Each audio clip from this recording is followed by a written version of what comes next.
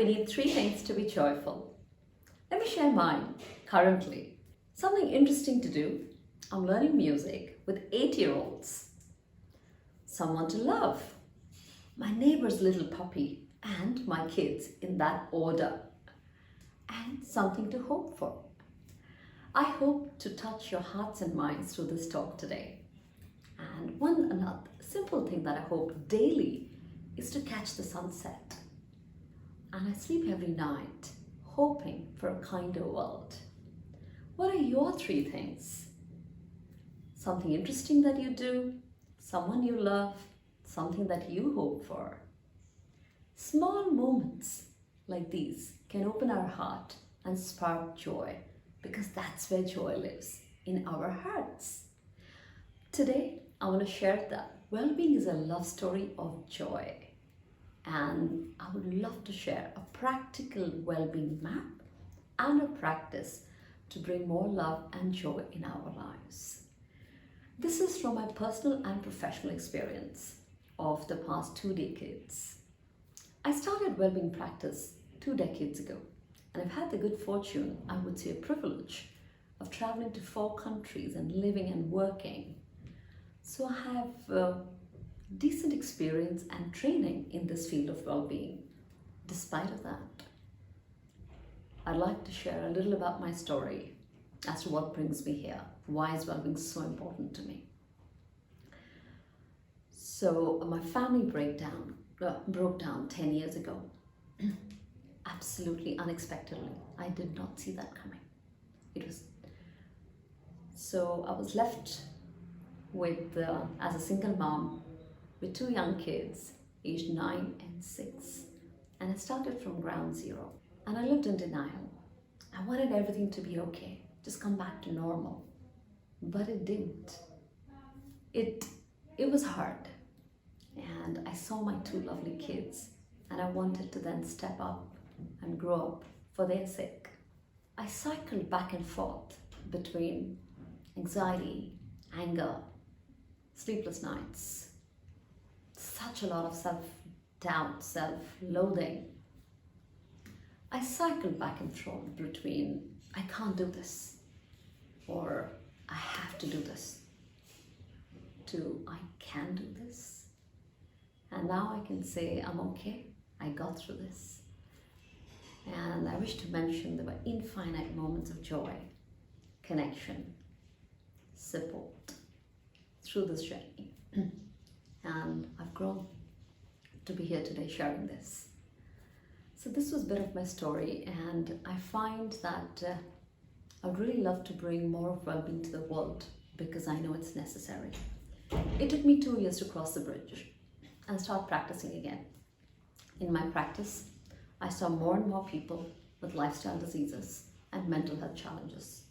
I knew there was an epidemic of unacknowledged stress.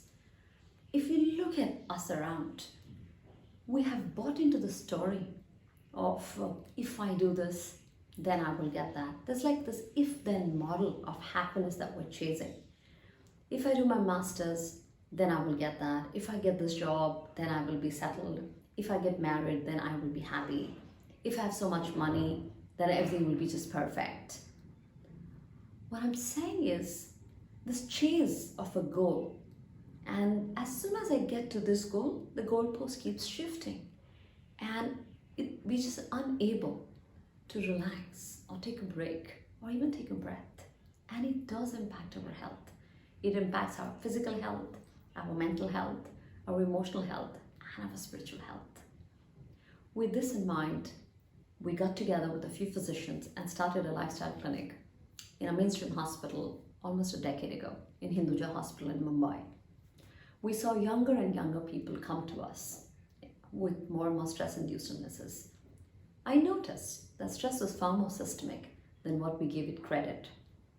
One of the potential beginnings, I thought, were organizations. If I could help organizations transform stress to well-being and create safer and healthier workplaces, I felt this was an important place that I could do something. So I did that for the past decade, and I had great commitment from some leaders and organizations. I created an innovative holistic well-being framework, which addresses the whole being, the body, the mind, the emotions, our spirit, with positive impact for, I would say, thousands of lives by now. And today here I would like to highlight that the pandemic has brought well-being as a central goal of our lives. It has really escalated in terms of a need for well-being. And there's one challenge I still face, and I've faced all my life. Many times when patients come to us, they want us to fix them. And that's the biggest challenge. So I've always said that the doctor can't eat for you, drink for you, think for you, manage your stress for you, manage your relationships for you. Well-being is truly an inside job. Health is one thing that cannot be outsourced. And I guess with the pandemic, more and more people recognize that. Did we need a pandemic for this? Maybe not. But that's for another day. The story of evolution. Let's focus again on well-being is a love story of joy. My humble attempt today is to how do we bring more love and joy in our lives? And for that, I would like to take a simple analogy. Maybe people today who are watching this may be having the smartphones, and I'm sure all of us use our smartphones. We know how to use our smartphones, how to take care of our devices. We know how to optimize the experience of our smartphone. Similarly, and maybe we don't know the OS, the operating system, and the whole technological details of the phone, but still we know how to use it. I want to share that our human body also has an operating system. So today I won't get into the detail of that, but I want to share how best can we use our operating system, which is called the nervous system, how best to use it to optimize our human experience. Why is the nervous system so important? If I could say its sole responsibility is to promote well-being and regulate ourselves to help. Like a thermostat of the air conditioner, if you set it at a temperature, it'll bring it back. So I would say that very simply put, the nervous system is a regulator of health. It does the key element, what's special about it. It is highly intelligent, highly intuitive, and responsive to the input that you give. Artificial intelligence, natural intelligence. So the nervous system will respond to the data or the input that we feed into it. So there's tremendous scope for growth. There's tremendous scope for well-being. The nervous system has three main functions, how it promotes well-being. The first one, it makes sense so that to keep us safe. It makes sense of our surrounding. Where are we? Like sometimes, in some places or with some people, we feel a bit uncomfortable and we can't name it, we can't point it. So that's really the sense of safety. The nervous system eggs us, alerts us how to make ourselves safe. That's one. Second, it promotes healthy connection because we are social beings and connections are the lifeline for human health. The nervous system helps us in creating healthy connections for thriving, not just surviving, but thriving. Third, the nervous system promotes us towards healthier choices, towards growth. The whole idea of well-being is to really come to a place of flourishing, being our best, to optimize our human experience. That's the role of the nervous system. Three goals: safety, protection, connection, and growth. Now, how do we use it? I would like to share a very simple well-being map so that we can navigate this.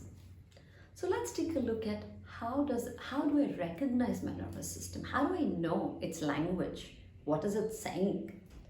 Let me use the example of the pandemic. All of us has been through, probably it's 1 year now, and I'm going to share that the nervous system shows itself in three reactions. I'm going to call them red, yellow, and green. Red is really a low energy state. It's the I can't. I can't be safe, I can't connect, I can't grow. So this is really a protection response where we're going in a shell. And if you want to disappear, I can't do this. I just want everything to be okay because I can't do anything. So this is that time where we feel more like a victim. That's the red one. The yellow one is the high energy one. This is when we really feel full of energy and we want to make a change. We cannot tolerate the uncertainty anymore. I want to control. I want to get rid of this. I want to do something so that I can live better. It can also show up because we're not able to do something better. So it can show up as aggression, impatience, and sometimes it can also show up as a flight reaction. And that's more of anxiety. And searching for more news, looking for more negative news, looking for more, what else? So that's like a busy, overcrowded mind, but more towards the critical, more towards pessimism. So that's really the red state. And of course, this impacts our bodies. Sleepless, restless, maybe anxiety, some acidity. So even every single emotional and mental state will show up in your body. So we know about the red, it's really low energy, wants to crouch up. Yellow wants to fight or flight. Tenseness. You feel tense, you can't sleep, you feel aches and pains. Let's come to the green. Green is something where we're resourceful, where we feel healthy, regulated, resourceful, and creative. Where I feel I'm okay. Despite of whatever's happening, we will get through this. And maybe there's something, I'm safe. I can protect myself to the best of what I can. I will do that. I connect with myself and my needs. I take care of that. I connect with other people. I take care of them. I empathize. And I look for opportunities to grow by myself as well as with each other. So green looks like a holy grail. But what I want to say is, well-being is not about just staying in the green. Well-being is the ability to regulate between the green, yellow, and red, to maintain, foster, and grow, to keep you safe, connected, and growing. So that's really the state of well-being, which will give us more and more health. So there's no problem in the yellow and red. It has its own energy and function. So what is the problem then?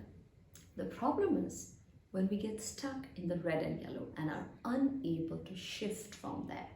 That is the challenge. That is when well-being gets blocked. I would like to share in a very simple manner a secret. Nobody told us that well-being is locked by a child lock, by a safety lock. What do I mean? Whenever we feel unsafe or we feel the stress is too high and my resources are too low, what happens is automatically it's an unconscious fear reaction and my heart closes, protecting itself, and I may shift into a red state or a yellow state where I'm trying to just protect myself because I feel I don't have enough resources to deal with it. These are reactive states, but they come out of good intention, of protection. But that's not how we tend to see it. So that is the real challenge, that we get stuck in red and yellow. So what is the solution? What do? We do two things. Number one is more of a preventive pathway. We do everything in our control to increase the green energy, to do everything to keep ourselves safe, energized. We look at opportunities for growth. We stretch our comfort zone and we learn. We take risks to be able to learn and grow out of a situation. So we continue to do that, but we do that with an optimistic, grateful mindset. There's a huge benefit in moving towards connection, supporting each other, doing things together. Collaboration is the new cool. So establish more green. Find ways to reshape your nervous system to move towards green more and more. It's intelligent, it's intuitive. The data that you feed is the wiring that it creates. And we have an inbuilt negativity bias. What does that mean? It means because of the safety lock, we can have more of a reactive or a hyper alert situation, especially with the pandemic or challenging times. So for every single protective reaction or a negative reaction, you need to do 3 positive things to maintain health. So some scientists have called this the positivity ratio. So it's not your toxic positivity or be happy and everything will be okay. Not at all. I'm not advocating that. So the first is do your best to increase your green by doing things that add to your energy. More of I can, everything that I can do, and more of we can. What is it that we can do? So that's one, which is a preventive pathway, which will allow you to pick yourself and regulate. And the second is when we get stuck in red and yellow. What do we do then? So I call the practice pause, tune, and play. Pause, ground your body, feel your body, relax your breath. Take a deep breath and sigh. Become present to your body, to your thoughts, to your emotions, and notice that this is your body, your nervous system trying to protect you. It's tensing up. It's got difficult thoughts and emotions. It's just protecting you. Notice it without judging, offering it loads of love and care, like a little baby, like a little puppy. Attune into your heart. Sense the light that is in your heart. Relax. I'm safe. I can take care of myself. I'm protected. As you begin to feel your heart gently open, maybe just a bit, from this place, play. Take one small action that can help you, that can nourish you. Be gentle, because well-being is a love story with yourself. Hold yourself with love, through love, to go out and play. Pause, attune, play, won't you? Thank you.